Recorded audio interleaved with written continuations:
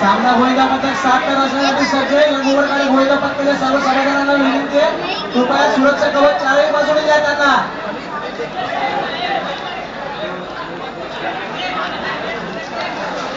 SPS Govinda पथक, धन्यवाद.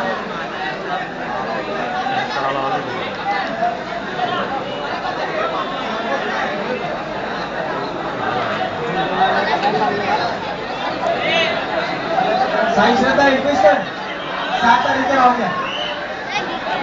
साई श्रद्धा investment, Sai श्रद्धा investment 7